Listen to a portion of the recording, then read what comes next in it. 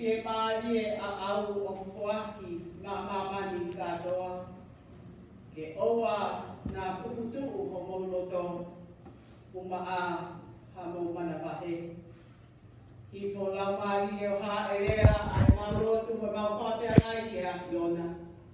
I hua whai tamai, alo, mai laumari e oni. Amen. Koe wholawholahimi e kamata aki a e tau rotu koe whawheta i ki o tau rotua. Koe nima ngeau ono o fulu maa fitu o himi. Nima ono fitu Sisu ko hama ye koe umasari pe. Hoku loto koto oa i mo whaka ofa.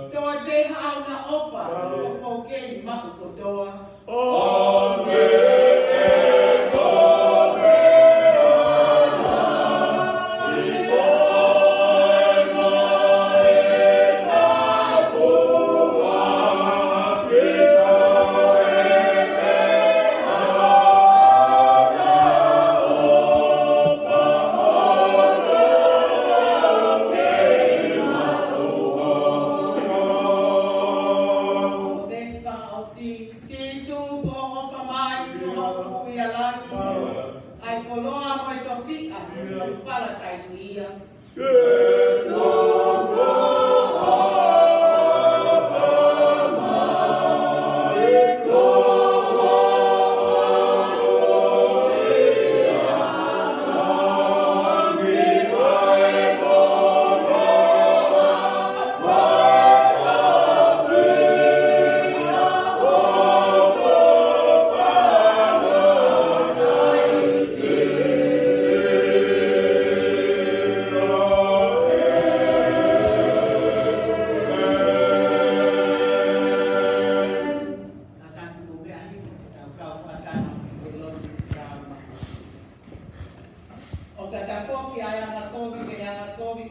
ke ia, o ni whai ki e lao mo to tonu, e whamo ui hano lau maari e tō tako ia.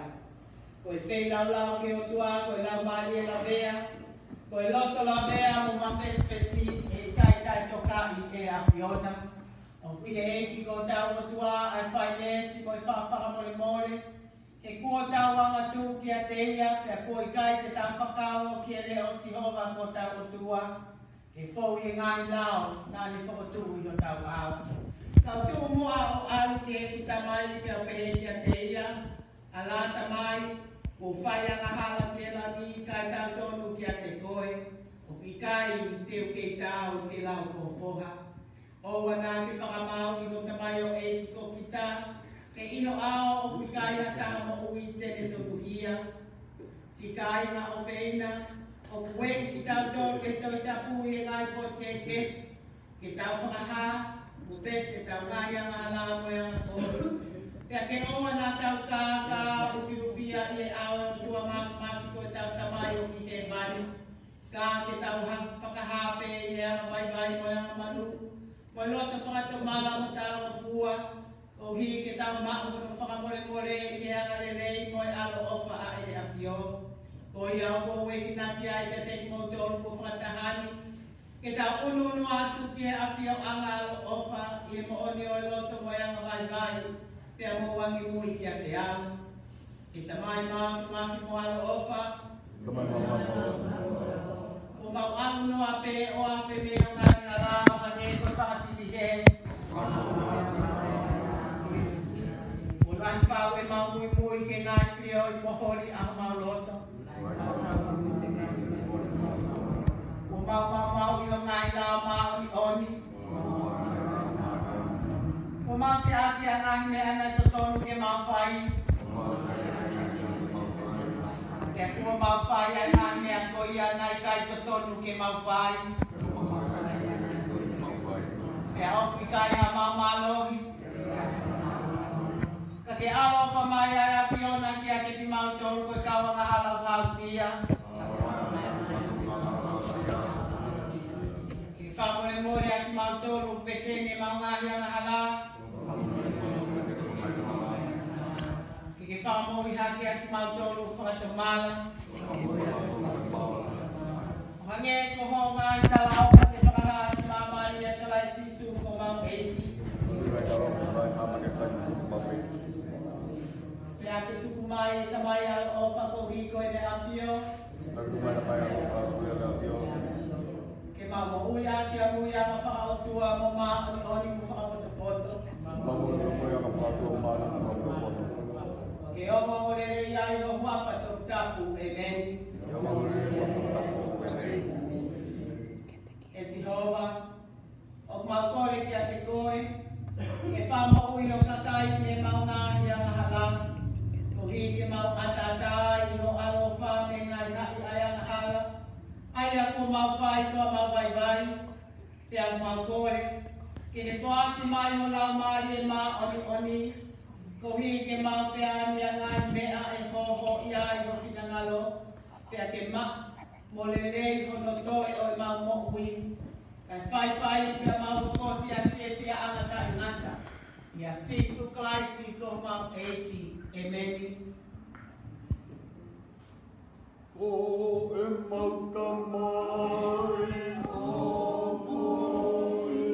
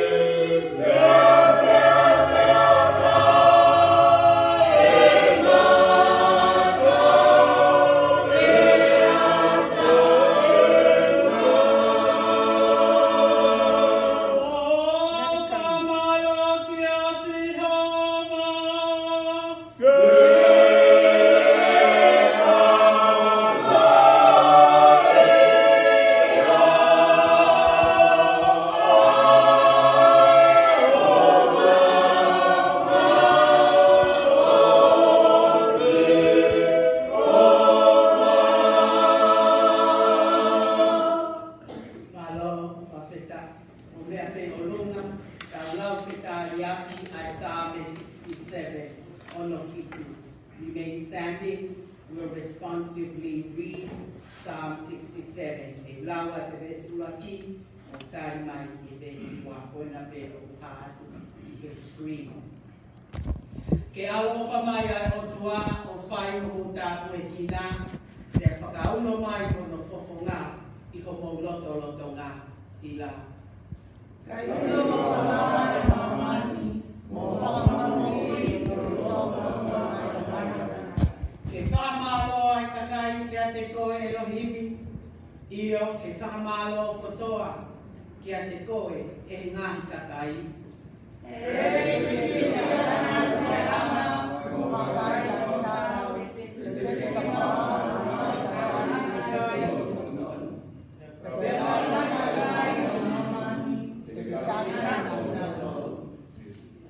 Ke whamalo ai ngahi kakai kia te koe Elohimi, io ke whamalo kia te koe e ngahi kakai.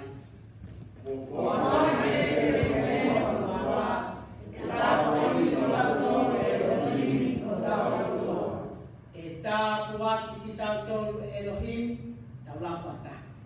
E tā puaki ki tau tolu Elohim, te lapasia te pea, aina aina mamani. Amen.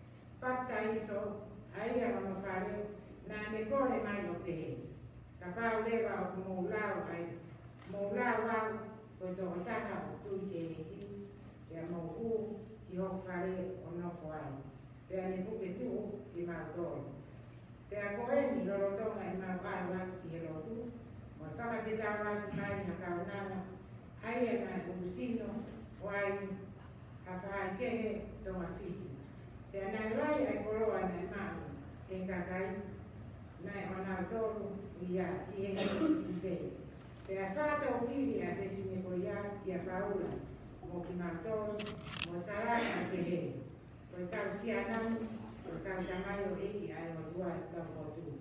Te a koe whahinga o ki whakaha ki a te ki motoro, ai hara ki whakamohu. Te a nāne whai te he o aholaki te a mamahi ai a paula o me ta hoki o rea ki he whai te he. Koe putara atu e waka si Suparaisi. E ke humai ne he whewhine, e a ke huai ko ki e taini korea. E a koe kakai na e o nā tōla e whewhine, i e nā wakai o alu, mo e whaai ke e nā pamanaki ma koroa, na nā puke a paula, o sairosi, o tōko ki e marai whakatau, ko e awe ki no o e ki. O ngā tāna e o kona kona. Ko le ki whainga, whai atau iwa, mawhita.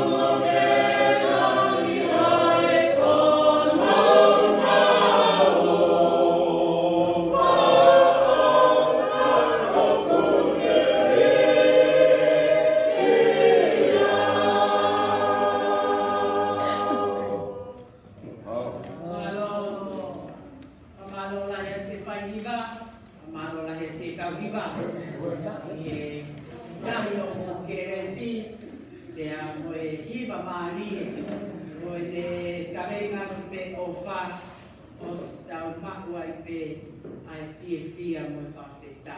Malo, mahu ai Fiemalie'anga ake ato tua.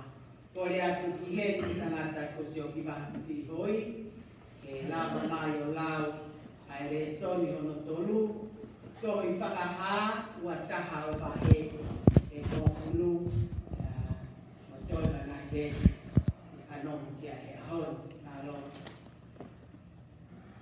Pena ni ameo e pulau marie e mo mala o maulum le faha ke te au ai kora tapu o se sare ma o kalvifo e he lai e he kua Isi woa. Iki ki he woa. Ki he wasito. Tēnā i kai, ke o sio i ai, ki ha te mpare. E kohono te mpare, o ona, ani a pio, ko o tu, ko o tua, a ni. Te abuelani, tēnā i kai, aunga, ai la a, e koi mahina e uru i ai. E nā e whamama, ia e skaina, o tua, e kohono mama, o lana. E haere e ngā kakai, kotoa, kakai, o ia, koi mea i hende mama, e koe ngāhi tui, o mamani, e nau, omi ho nau ke te i. E kono ngāhi, katapā, e ikai au pito, tā puni, e uikai, a pō, e whetuko ia, pēr te nauongi, iai, ai nau, o mea mahoina, o ngāhi kakai. Pea i kai a pito, pū kiai, hamo moi me, pōkata, pea o whai, whakanieria, pea o kulo. Ngata pe, e tima, e ngā tōru, o tohi, e tohi o mo ui, ai la mi. Ai oa, Kani maha ke te au, awai ta, kai waiola, na ingila hange, o krista. O kutafi mai, mi talon o tua, o lana. E maha, o hala, o koro, ka moe wai tafe, e kauwai e taha. Na e tuwai, ai akau o ui, ka pehe, moe kauwai e taha, na homofuru, maaua, no whāhinga fua. O tawitaha, e mahina, no fua. Kia koe loa kau, aunga, e whaito e ngā kakai. Kia ilonga hawea, whamalaia, e ikaito i loa. Kia koe taloni, koe o tuana, koe lami, o kuuai. Kia kutau i he a pio, he e tau tau e ki, ka tenau mamata, i hono fofonga, ka e tū hono whawha, i hono nau lai. Ka i kai, iai, a pō, ka i kai, e nau whenmao, a mā, pe, o la a. E ko ere a whio, ai o kua, tene nuru ia, ki mō tō. Ka te nau haku, o lau i kōng. Ngatanga e o kora. Alo, e koe kote, ki o tauri, o le kia meiong, i le lau, o pēria susuais na ike SIone, tā whā o e wā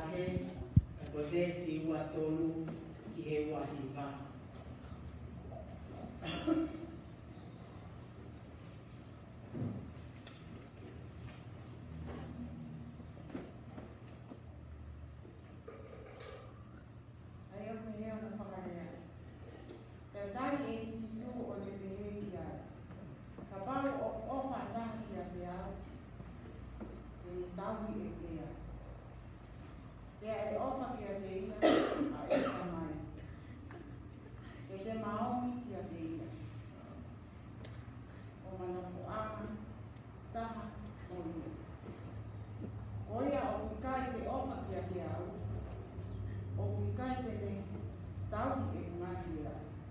Te a koe rea o mo whanomo ki ai o i kai a a. Ka ai tamai nā ni whikao mai au. Ko ngai me ani o tala atu i e eku kei i ati ki mō tōru. Ka koe tau ka pō, lau maari e maha o. Aia e whikao mai e tamai hoku i ngoa. Ko e toko taha ko ia, te ne ako ki ati ki mō tōru, a mea kotoa me. Te tene whakamanatu ki ati ki mō tōru, a mea kotoa me, o mea aki ki ati ki mō tōru. Ko e ku aro eni, ka o tuku hau, Fiemalie'anga ki ati ki mō tōru. Ko a Fiemalie'anga a ake, o whuaki ati ki ati ki mō tōru. O ki kai hange, ko e whuaki a mamani, a e whuaki ki ati ki mō tōru. Oua nā tuku, te kukutuku ko ngolo tō. Umaa ha ani mana wahe. Ne mō whanongo ki he eku te he atu. Ko eku aluni, ka o hao ki ati ki mō tōru. Ka ne mō ofa ki ati au. Te he te mō ki e pia, i eku alu ki he tamai. Ko e ui o kulahi, ai tamai i ati au. Te a pō tālani i ati i mō tōru i te esu. Te hoko, ko e uhi, ka hoko mai i mō tūru. Whatawangi o tō ngā mawhiki i kai tā whipina. Nā mō kora ko tā whanau. Awhina, kuri tātou ngā kāwho jam. Ki roa ka tā whikawa, te kuke whainga māne koe nuki whai ai tā lot whakatari sipi. Te a o te mawhakita te ke o tō mawhi ko tā whaku mo ui, o tā inasi ai i sāpate hono whā, ka koe ono i mā sāpate pili ai toi tuku. I wanted to take this time to share our blessing, birthdays, celebration, and also lift up any prayer concerns. First and foremost, I wanted to give thanks to our Heavenly Father for His blessing of life that we are all here in the house of the Lord. This is the day that the Lord has made. Let us rejoice and be glad. Ko hai mai hoko on the birthday I he mahi nanu. Last week, this week, or the month of May, who's celebrating their birthday? Mele, yes, Mele's birthday was on the 20th. Happy birthday, Mele. Anybody else? Naomi, Danny's granddaughter, we celebrate her birthday, sweet 16, yesterday. Fati, Masetulata, Afiha Setuata. It was early this month. Happy birthday, Masetulata, Liamso Ia. Oh, many? Okay. And Kaya. 3 birthdays in Bae's family. Happy birthday to Leo, Leilani, and Kai. My love, Afeta. My heart, Tapuaki, my Mahinani, Itapafata. The 18th anniversary and 29 next Sunday. Next Sunday, Melanie Mamaka's anniversary. Happy anniversary to you both. Malo, pamahin na po hindi comment kapag natin ko family at mahina yung family. We started off this month with celebrating the family. Pakame for the children and young people, Mother's Day, Father's Day. So the fakita in our family, in Fanau, Pae, Kaveinga, ko e weekend na tato situ aki ai ko situ na tapo aki tau inasiai ko whakaosia ko e tau whanau. We have 2 graduates here, Julia Kunhalamaka and Sam Tenge graduating from Bishop Elementary as of Friday. Congratulations. Te último aki molava mai ki hei te tau lot whawhetaki. Nyo mai kena mausa, na tau pe mo mausa e whakaosia ko koia. We're so proud of all these young men of their academic accomplishments, and also tāpua poto ai o tua. I kai ngā tai, kau whakataha pia mo ho eiki, e tai tu ahu nai whakausia ko ia aneafu, me he siti ko ia SIone, pia o kuta whiwhia ko toa pe, nai tāmai pia mao he lotu, e ula maani, whafufunga e siasi, ka lawa toa i peo whai a lotu whawhita, ia e tani pia nai whai mene ko poaki mai whamalo mai ke siasi ho mo lotu, o i una ai la kaina uruaki o e hana whanonga, pia ho e kia, pia te ke mea lewa ki Tonga, lewa tani o e tani, no, I'm American, I will live in America, pia te tanoa e me whae, haupo atu ki he military e Navy. O e te tau whanonga te pia mo tamsiko e tani, a me kore mai te hongo rotu whawheta. O kei e tau whakausia ko ia i he mahina ta hoko me high school, Kalesita High School. Any other celebration?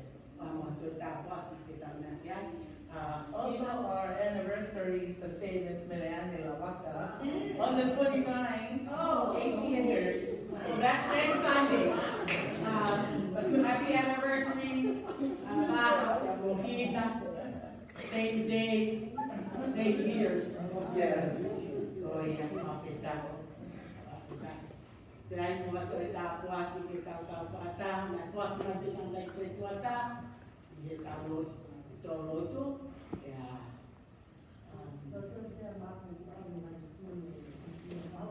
kaya nanti kaya mapu, tau hufia kaya mapu, kaya mapu, me also tak fa.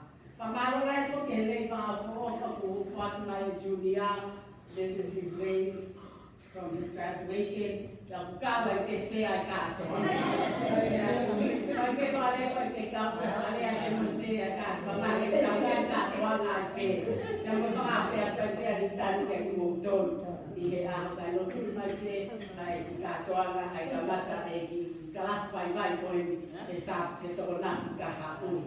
Quando me che fai da lo capita. Ai mal. Kada we pakai tu betul buat. Ai lo che fai dai fare senti. Mungkin ya ya. Mungkin betul buat mafia bermain. Kalau apa dia main nak fit way saya macam apa. Jadi kalau ada orang tahu sisi kursi. Kalau ada orang sisi kata kau dah benar betul. Kau tak tahu kalau. Mai pela lei que foi o outro leão. Cada kau dah sisi betul betul. Tapi tu betul. Ini Orang itu tak tahu. Itu baru tiga, betul tak. Kalau tua kan kalau yang ini boleh pakai. Kalau ini, apa nak kita ada kan? Awak ini kita tahu leon. Kalau ini, pakai ini salah ya. Kalau kita ambil, itu ekor kita. Kerana ada, banyak kau boleh. Kau berdiri, kau diri lah. Kau dua dia berbodi, mungkin dia. Oh iya, oh iya. Tak ada kau berkain. Kau boleh ada banyak kau pakai ini. Kau tua juga kau boleh. Oh iya, Kalau família, kan beliau mak, wah kau kau nak ya malu itu bukan mau mahu fikir ini mati ya yang mungkin bukan ke Asia mau sini itu boleh tak dia ini saya mau berkata sini ini mati paman bayar dia tapi tak waktu dia bukan nyata tidak baik. Before, I just wanted to recognize a family said Tuata, they come all the way from Lancaster and Fontana, kau le a whai o fua, ka mahu i ngā tau rotu, me tau kau whaataha, ka whawhora nai lau koia, e si e i anitia, e mo tau ke white, e mo to kama mau be ke o whai ai rotu, e tua vai ka whe. Koi whamalo lai ati whanonga mama o mai, e tau kau whaataha. I want to share a short message for our young people, and after that, I'm going to ask Sam and Junior to please come. Then we got birthday vote Kenny. And I just wanted to hear from you both. How have God has been there for your journey and brought you to Friday? And I'm sure that you have some experience that maybe you share with our young people for their journey in Nahuatl. So, short, we truly appreciate it of you both being in church today, and we just wanted to hear from you. How have you been throughout your 4 years of high school, and looking forward for your college? Yeah, Sam Junior. Kakoe ahoni young people, the gospel lessons that the Yogo read for us. It's a gift that Jesus offered to his disciple on that very last night before he crucified. Jesus said to his disciples, I offer to you my peace. The peace that I offer to you, not the same as the peace that the world offers. Do not let your hearts be troubled. Trust in the Lord. Remember Jesus going through a lot on this very night, the very last night of his life. But he knew that he will leave and his disciples will live their life enduring so many challenges and struggles and suffering and what this world will offer. Junior and Sam and the rest of you, you will be facing the world as you leave from the comfort zone of your home. But Jesus offered his peace. And that peace comes from believing in his word. Believing that Jesus left to be with his Father, and what he promised, he'll send his Holy Spirit. And his Holy Spirit will be with you to guide you, to protect you, and wherever you are, the Holy Spirit is with you. So often we look for peace, but Jesus offered to you as a gift that you are to take. And you only have that peace if you receive Jesus Christ as your Lord and your Savior. It's a free gift for those who need and who need it, especially young people, that you will go to where God leads you. You may leave your comfort zone, your home, but remember God promised I'll be with you wherever you are.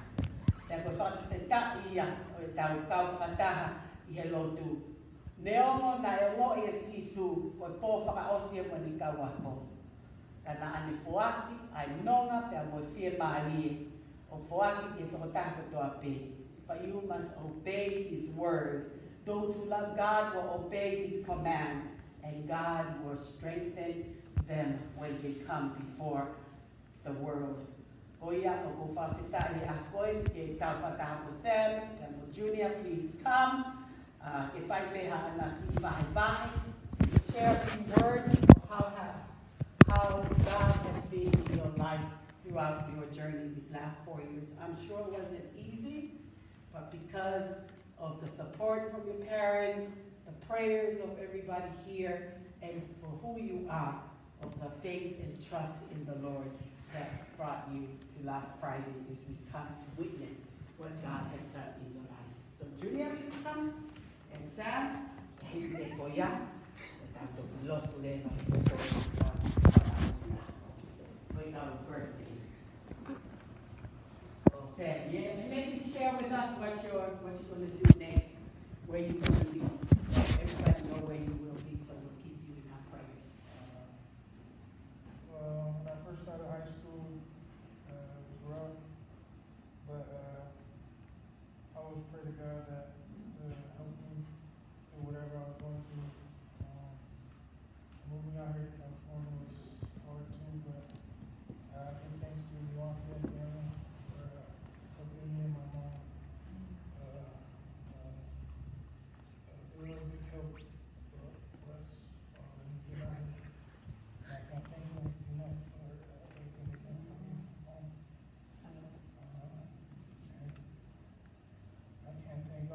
for the question here from your mom. I'm here in the church.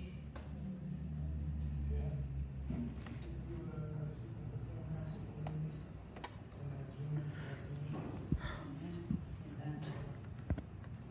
Thank you, thank you.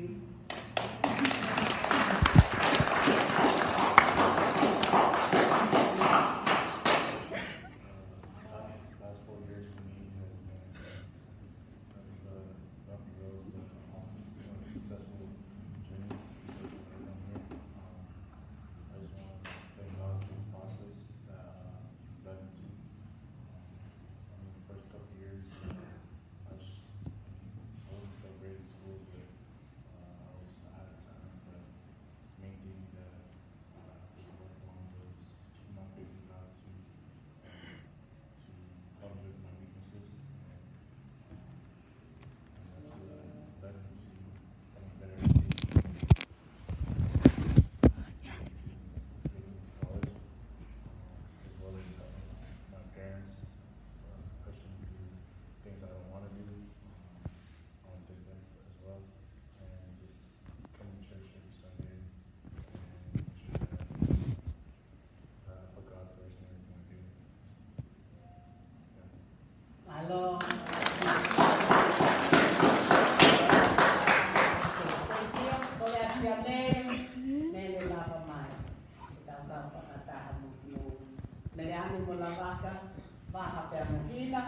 Come and we'll pray for all your needs. Well, I got hope on the birthday, give you a win. Okay. Ora tu whaikiwa motiva, mai peto Fiemalie'anga. Ora tu ke moto monta tu I he. If you lift up your hand or stretch out my peto ima, ka waki ai whanau, e te mausa neu kaki he, my birthday a mere, a te he fo, I hau mati a koni.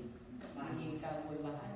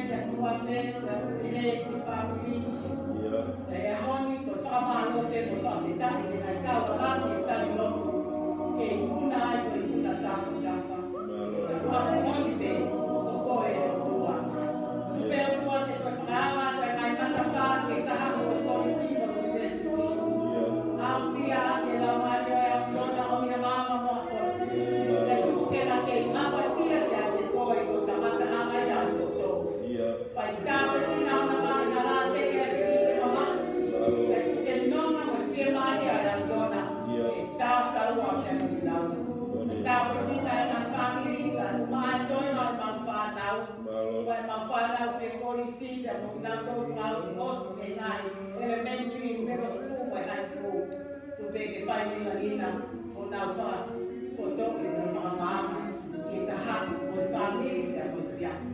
Mau kawhata mo mere whinau, ngā hinoa, o nau toru, o birthday e mahi na koe. Ki ta whaitapu ki ta he afi o nau toru, o toki a ngā hita o plahi, ki hala whanonga whai. Te he whamiri fisi hoi, o whamiri malakai, o whiawhia pēne kohinani te ai a whiona ngā whakamau atu ki nau tolu I e ngā tau kohiri. Te au nau kei puke mau kei kohinani, te pehepe ko kohinani te moe a whiona. Te kei nofo I whare o silo wāo au te ngā pia tainga. Ta moki mā tolu ko toa pē o tua mau whawhita. A ngā whai te o ngā whai tō. Leo mo e tua mau whai whai, a mau whalala pē o waka mai ai o whai whakamoku I. E ke hanga i whamai pai tāpu ki na se tua tāpu na tōru kai ki māpau whata e a koe. Ke hoko i mammo ui ke whalanga ni ai te ai a Sione. Hanga i whamai ai o tua tari ai lotu pa kia. Kore ngai tāpu ki ne wā wha ai. Kāko mā whakamu ui. Amen. Hello.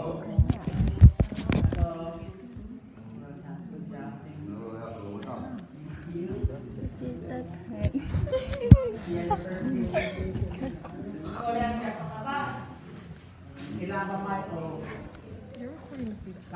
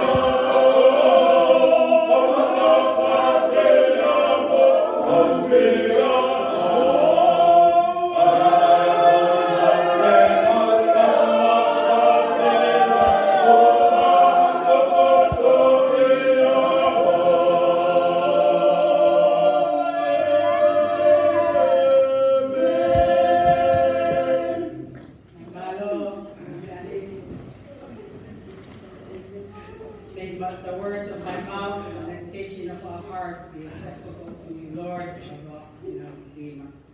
Amen. Tapos kaya tua mafio tua ketamai, tua kuehau, tua kuelamai makion. Tapos ke fale ko fata pui ke faya ita Fiemalie'anga ke amon otua. Tapos kia eta tuau ka mafala wa hoei. Tapos kia mahalahi kutuihuo ka mafala mutapule. Tapos ke o se tua tamalolo. Pagah pamati se tuata la malakai he foki ki fahiba ang pina kare kita ni wafi ni alama ba uma ai ta fanau na tamai ka fata hai ahapon tapweni ki he o fae o siasi ni tahaf amala tu ufal he foki ni ame finau se ho se tuata ni na fae Tapos kia kini maasa fanau, kini nakarumaata kumui talago, aksia eta fanau atau pasapate. Dalam ata ya tiao fai tua kaya ta fai malang ihe fakatoloa kwen untuk koma mati dato fakata ihe sapate honofa hono sapate him atau tu tanto whanoa i ene wholofola. O whiwhia maupe ke maho whai na maari ke whai ai ha malang. Neo mo koe malang ai a koen, ke hoa e whai kau, a ko hia koe whastanunu o naha whatongia, i he te waki o whakaosi a ko, a kore whamore mai, a plot palu, o mikai te loto ke whakaata mulu, ai whatongia koe ni, e kataki whai te kau whakatakato pe. Mahina pe, ya, koe ngā whatongia, pe, katoa, alam, amalum, kamota, wa. Ie, pamalo, ayala, e kolong patapsi, auto, ie lawa ngā whatongia, ko tapsi tua tiai, ko pito, e whakaosi, aya, e tau whaitau. Tako e whamalo, na whanonga mai ke high school, kai toha me a whai ufua, ie ikuna, o nā whai, holo-hologi ai puha e a mole logi manda na kalusi fai ko pe o fai ngai no to fare ka ta Fiemalie'anga siasi mo ha ko tu wen o siasi te mo fa to me ni ka ha ko malo la ya na fa e mo na tamai e popo e ta ka fa kata ngete ko tama e tani fa vale ai telefoni yang ma pelot fa osia dame me ama ye wa fita tolu ya ta fata kuna fa osia ko ta lotu pe ko wat pe ta lotu ufia o eta fa na o a ko ni ko tosperia Sisu Kalesita hiki SIone ya manako pe o proto ke fai na malana ye va eta fa ta ko vesi wa fitu o pehema ko e kualu eni kai tuku ha Fiemalie'anga kia te kimoutonu. Koe Fiemalie'anga a aku o ko fuaki a kia te kimoutonu. O kikai hane koe fuaki a mamani a e fuaki kia te kimoutonu. Oua na tuku ke pukutu ho loto, oua ane mana pahe. I will focus on the Gospel of John chapter 14 verse 27. Jesus said to his disciples, "Peace I leave with you. My peace I give you. I do not give to you what the world gives. Do not let your hearts be troubled, and do not be afraid." Kung palo mesi fiske simu ay ni Sisu, pekoy pekaw na tuku kinikaw ako. Ikutatay ay kay ni o kulang o wape, behoko hono kalusifay. Pagapau e iai hame ate tau Fiemalie'anga i ngahi mome niti whaka osi pehe o hawhai na taa. Tau Fiemalie'anga ai nonga pe mo Fiemalie'anga. Pe ko vesi malanga ko vesi wa fitu pe fotu ki ai ki Kaveinga ko Fiemalie'anga o e mo ui ko Sisu pe. Ko Fiemalie'anga o e mo ui ko Sisu e. Pea ka pau te tau omi ai tala noa pe mo palomes ko ni ki a honi. Tau mamata ke ngā mea koko I mamani. If there are times that we need peace, is now. 2 weeks ago, na tau whana I New York, mate ai kakai. Pea pehe whakatotolo ko whehia, pea mo laulani, o mate ai kakai unikuni. A week ago, whakatahataha ki Siasi Irvine, Siasi Taiwan. O se na maranga, and they gather for fellowship. A man walked right into their fellowship and started shooting in the church, the place that you never thought of, that death will come. O mate ai tanaka toke ta, e lave lavea ai tokola. Friday night, a party at San Bernardino. A man walked right into the party and started shooting, killing 1 person, wounding 8 people, critically still in the hospital. If there's a time that we need peace, is now and today. Kung doon ko tayo lang ka, Fiemalie'anga at peace, pero Fiemalie'anga, pero nonga, usually take a vacation. We wanted to go to a place that won't get paid to, but he eva, but fresh. I asked the young people this morning, if you think about peace, where would you be? But I will find out. If I was in Matatahi, I would go to the beach. I will play with my friends. I will spend time with my family. Kaya mo whakatoka nga e ko e peace mo Fiemalie'anga ko ia.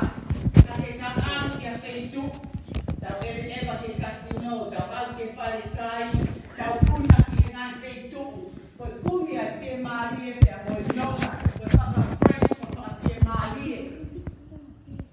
Tai toro ta fok mai ka pire a mai tangata e ki ta fulu mai a wha e pe whai mai ngahi whai foki ke ngā we ko tongi e pila pe mo ngahi ngā we ko ia pe toi foki mai pea ki kutu u mo panawahe pe mo mawhasia mo loto mo ua ko hinga na lea ia Sisu. The peace I give you may not be like the world gives.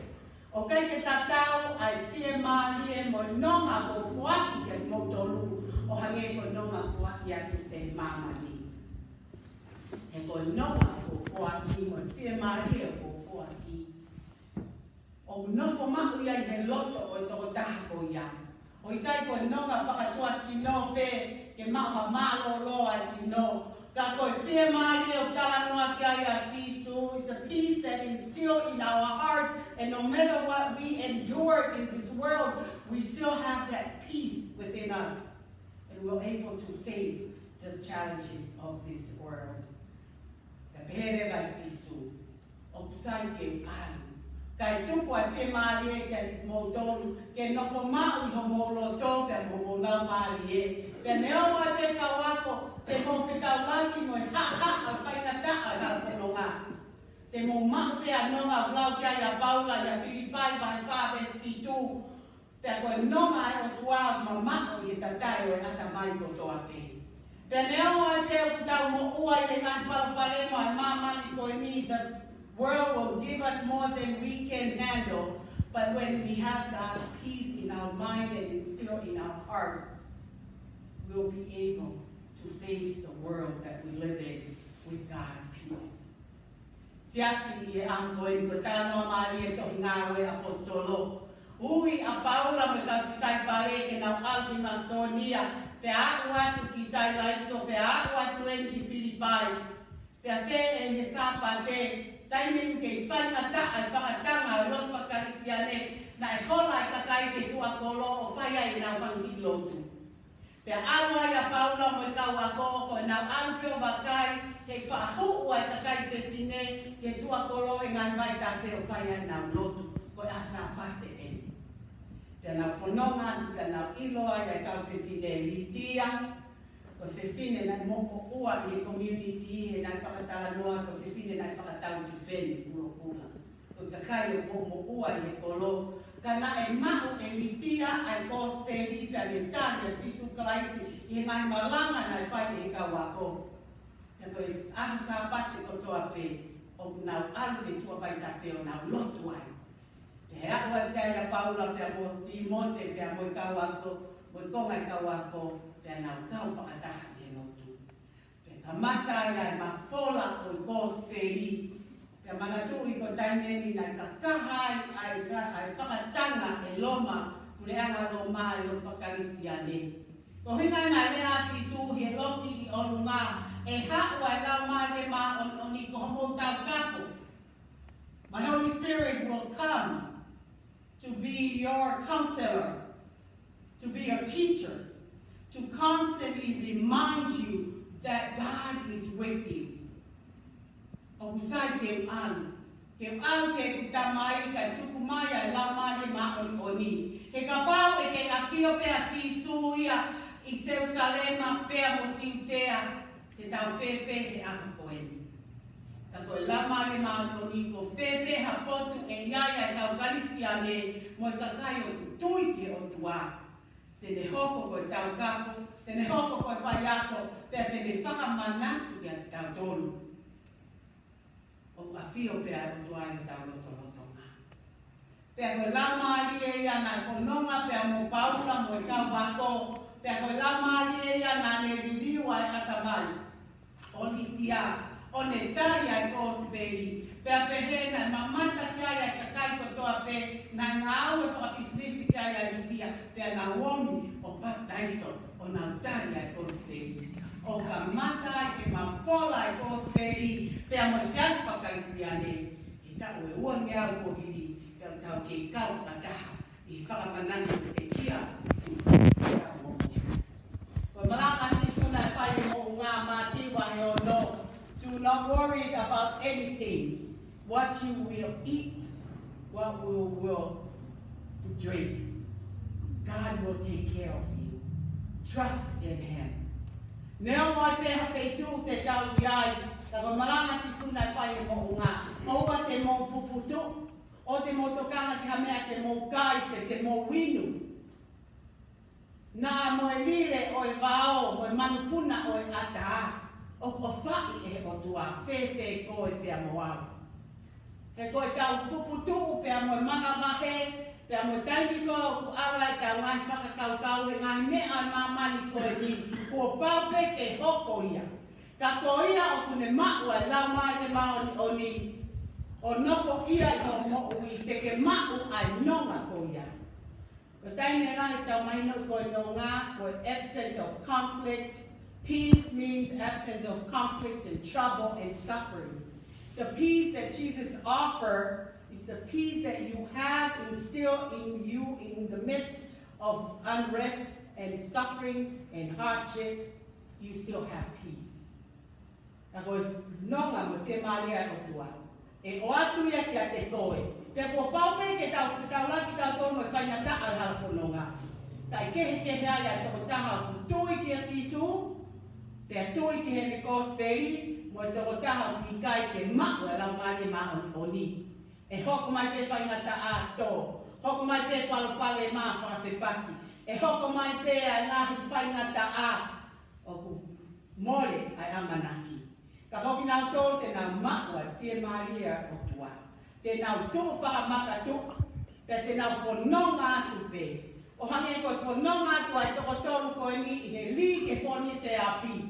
Na e kai te nai koe vei ua he nā nau tui o nau kau pia koe o tua, pe he li ki nau tōru ke whoni se a whi, pia hifo mai ai angero ai o tua, pia nau kitau o lunga, pia nau mawava, pia nau whiawhia, i he loto whoni se a whi. O pehe a nonga koe Fiemalie'anga, te tau ma, e tau tolu, o ku tau ma o a Sisu he tau mo'ui. He ko mamani ia he kai pe ke ai hatai mia te tau wakwai ke nonga mo Fiemalie'anga, o tau whekumi hi ngai whetu ke. Whakatonga ia vesi malanga. Ko Fiemalie'anga o ko fuaki. It's a gift, fuaki, given to you, freely offered to you. O kai ke toi Fiemalie'anga ke tau ngawe, kai toi Fiemalie'anga ke totongi. O ku fuaki ta e totongi pe a Fiemalie'anga ko ia. E ko fuaki a mamani, ko pau ke fuaki atu, pe fuaki mai. Ko pau ke whainelei mai, ka whainelei a, hange ko malanga o sa pate ko o si. Kai ke tatau e ka whawhianga i mo tau kaunga ko no ngai ai pe aho, e whiua tō taha ko ia, i he kai te honga ia, e te mohu i he whaki o whai mai. E ai pe aho te tau whanonga lelei pe, o piki nima o whio whani, pe ai pe aho si tua, o kaunga whanonga mea te koe. E ai pe aho, te tau whihanga, pe te tau whitokori aki, pe ko hoko mai pe a se tane pe a mo i palopale maa, pe te tau tō no wai. Ko mā mani ia. Ka koe whaaki na e whai me loto langi koe hauhaua ko Sisu Place, o ne whaaki hono aroto pe taha, SIone vai tolu e sa hauno. Mo mana tu i koe moneni ki na e whai ai ai ako naki a Sisu e pōko ni, o ku lau hoa pe. Hiria hono identify a toko tāte le betray ko sitas.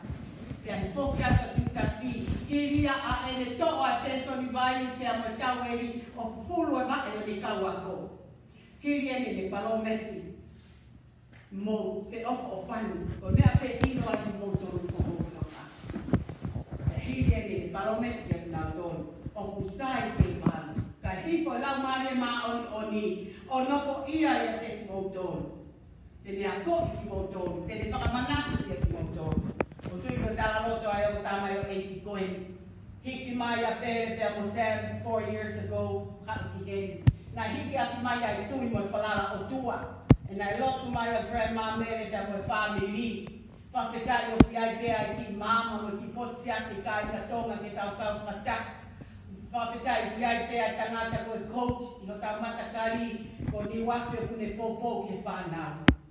Ko e whaahinga loto ia na e ai pea nonga mo Fiemalie'anga o tua, and trust in him no matter where you go, God will be with you. Ai hoi, tu pea whaakoni. Ai ofai. E kala loto ai wha e koeni, hiki ako Julia o Alvino Toteni. Nai kai ke loto ke mawahe ko koko taini e mawahe ai. Na e tangi ko pea tangi aho. Ilo pene kau kous pia nau awe ia ke sio ke wheitu koni ki hako ana. Ako tala loto nai whae e mei o ngō o whawhita e ngō ilo. Nā hiako naki ko toa mea nai whae te tamai o eiki koeni. O ku malu, e koe api ako o sias, pia moe loto, o kia e kau taki loto. Ko tui ngai whae mo ngai tamai ko hange ko e kau itia. Sāpate ko toa pe, neo mama o len ke sāpa mo fontana. O kuompi pe ki whare lotu. Ke tau lotu. Ko tau kamata ai ki mama sisi i e ale a. E ulo atu ai mama ko ia ki ngā whanua ko toa pe. E ulo atu ia ke tau whanau i ngā whitu ko toa pe o nau iai. Ko tau lotu he aho ni. E o lea maari ai whai he whai tikau i aho e tau kātuanga i he wike i he mahina ko o si. Ko lotu e nai whangakui o kutoki. Ha mai ia. I whangamoku puna. Temi ni te tau whai te tolo tu he ahoni. Ka kai te tau sio ki ame. Ka o tau moku puna ua moku puna tolu. E toki ha mai ai, ai ki ka ki.